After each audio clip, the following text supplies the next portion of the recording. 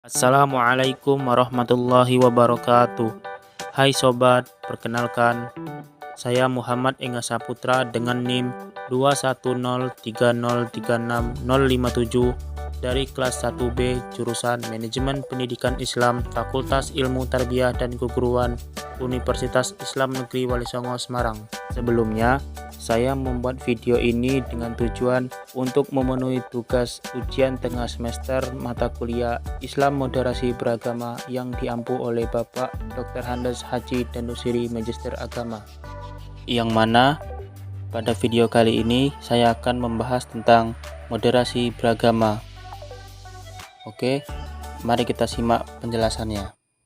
Indonesia sebagai sebuah negara yang memuat banyak sekali keberagaman yang terdiri dari suku, bangsa, bahasa, adat istiadat maupun agama, yang seringkali diterpa dengan isu tentang radikalisme. Gerakan-gerakan yang mengatasnamakan kelompok tertentu ini semakin hari semakin tumbuh dan secara terang-terangan menyuarakan ideologi mereka. Aksi teror, penculikan, penyerangan, bahkan pengeboman pun kian marak terjadi. Dari berbagai macam keberagaman yang dimiliki negara Indonesia, keberagaman agama menjadi yang terkuat dalam membentuk radikalisme di Indonesia. Munculnya kelompok-kelompok ekstrim yang kian hari semakin mengembang sayapnya difaktori berbagai hal seperti sensitivitas kehidupan beragama, masuknya aliran kelompok ekstrim dari luar negeri, bahkan permasalahan politik dan pemerintahan pun turut mewarnai. Maka di tengah hiruk pikuk permasalahan radikalisme ini, muncullah sebuah istilah yang disebut dengan moderasi beragama. Setelah kita mengetahui istilah moderasi beragama, lalu apa sih pengertian moderasi beragama? Secara bahasa, kata moderasi berasal dari bahasa Latin, moderatio, yaitu kesedangan, artinya tidak lebih dan tidak kurang. Dalam bahasa Inggris, dikenal dengan kata moderation, yaitu sikap sederhana atau sedang. Dalam bahasa Arab, moderasi dikenal dengan kata wasat atau wasatiyah, yang sepandan dengan kata tawasud, yang artinya tengah-tengah, kata i'tidal yang artinya adil, dan kata tawazun yang artinya berimbang. Dari semua ungkapan ini, maka moderasi merupakan sikap memilih jalan tengah, berusaha adil, berimbang, dan tidak berlebih-lebihan. Dengan demikian, moderasi beragama dapat dipahami sebagai suatu cara pandang, sikap, dan perilaku selalu mengambil poros di tengah-tengah, selalu bertindak adil, dan tidak ekstrim dalam beragama. Sebagaimana ayat Al-Quran yang menjelaskan tentang moderasi beragama di dalam surah Al-Baqarah ayat 143. Bismillahirrahmanirrahim. Wa kadzalika ja'alnakum ummatan wasatan litakunu syuhada'a 'alan nasi wa yakunar rasulu 'alaikum syahida. Wa ma ja'alnal qiblata allati kunta 'alaiha illa lina'lama man yattabi'ar rasula mimman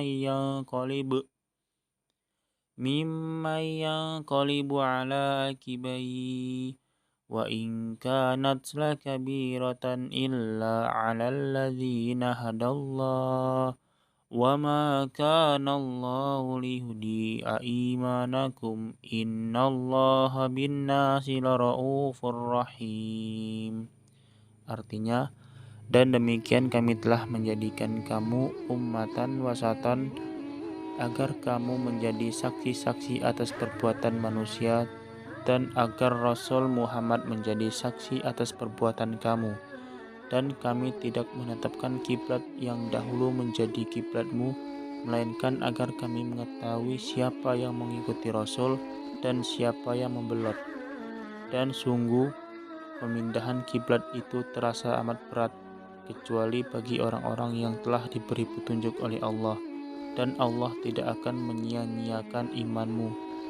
Sesungguhnya Allah Maha Pengasih lagi Maha Penyayang. Surah Al-Baqarah 143. Jadi, sudah paham ya moderasi beragama itu apa? Yang dimoderasi di sini bukanlah agamanya, melainkan cara penganut agama dalam menjalankan agamanya tersebut. Nah, itulah yang dimoderasi. Kemudian, mengapa sih perlu adanya moderasi beragama? Secara umum, karena keragaman dalam beragama itu niscaya tidak mungkin dihilangkan. Ide dasar moderasi adalah untuk mencari persamaan dan bukan mempertajam perbedaan. Jika dielaborasi lebih lanjut, ada 3 alasan utama mengapa kita perlu bermoderasi beragama.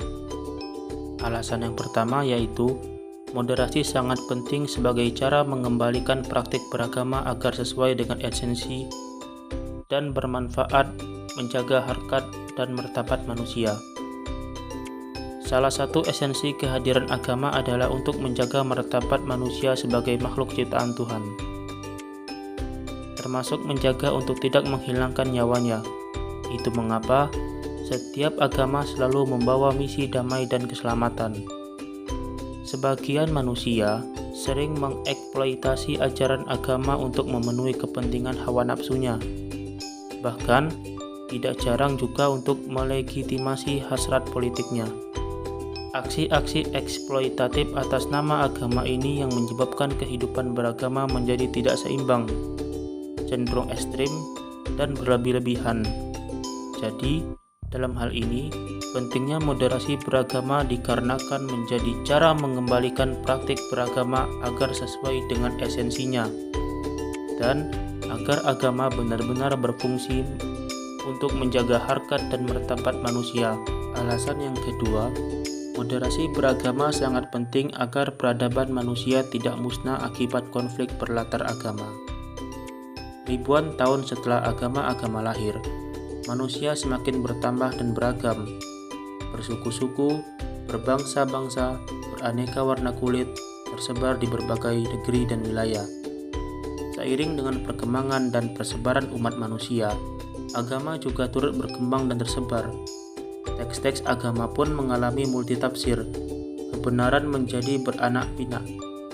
Sebagian pemeluk agama tidak lagi berpegang teguh pada esensi dan hakikat ajaran agamanya, melainkan bersikap fanatik pada tafsir kebenaran versi yang disukainya.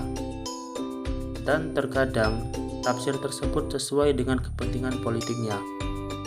Kompleksitas kehidupan manusia dan agama seperti itu sering terjadi di berbagai belahan dunia, tidak saja di Indonesia dan Asia, melainkan juga di berbagai belahan dunia lainnya. Konteks inilah yang menyebabkan pentingnya moderasi beragama agar peradaban manusia tidak musnah akibat konflik berlatar agama. Alasan ketiga, karena moderasi beragama dijadikan sebagai suatu cara pandang.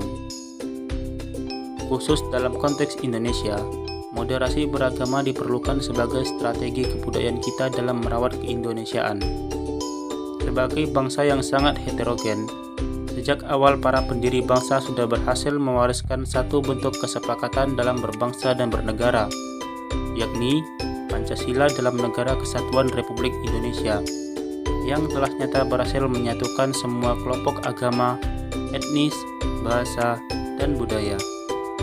Indonesia disepakati bukan negara agama, akan tetapi tidak memisahkan agama dari kehidupan sehari-hari warganya. Nilai-nilai agama tetap dijaga, dipadukan dengan nilai-nilai kearifan dan adat istiadat lokal. Itulah sesungguhnya jati diri Indonesia, negeri yang sangat agamis, dengan karakternya yang santun, toleran, dan mampu berdialog dengan keragaman. Ekstremisme dan radikalisme niscaya akan merusak sendi-sendi keindonesiaan kita jika dibiarkan tumbuh dan berkembang. Karenanya itu, moderasi beragama amatlah penting dijadikan suatu cara pandang bagi kehidupan kita. Dari ketiga alasan tersebut, intinya moderasi beragama sangatlah penting diperlukan karena sikap ekstrim dalam beragama tidak sesuai dengan esensi ajaran agama itu sendiri. Perilaku ekstrim atas nama agama juga sering mengakibatkan lahirnya konflik. rasa benci, intoleransi, bahkan peperangan yang memusnahkan peradaban. Nah, sikap-sikap seperti itulah yang perlu dimoderasi. Lalu, gimana sih sikap kita dalam moderasi beragama? Yang pertama, menghargai pendirian orang lain, tidak menyalahkan orang lain yang berbeda pendapat dengan kita, tidak mencelahnya, dan tidak memotong pembicaraan orang lain yang sedang bicara dengan kita. Yang kedua, tidak memaksa penganut agama lain mengikuti aturan agama kita, karena setiap manusia memiliki kebebasan memeluk agama dan memiliki aturan agamanya masing-masing. Yang ketiga, menghargai dan tidak mengganggu orang lain ketika beribadah. Yang keempat, tidak merusak rumah ibadah agama lain. Yang kelima, memiliki empati dan mudah mengendalikan emosi. Yang keenam, menjunjung tinggi nilai kemanusiaan, menganggap semua manusia adalah saudara. Meskipun berbeda agama, kita menganggapnya sebagai saudara sesama manusia, dan apabila seagama, kita menganggapnya saudara seiman.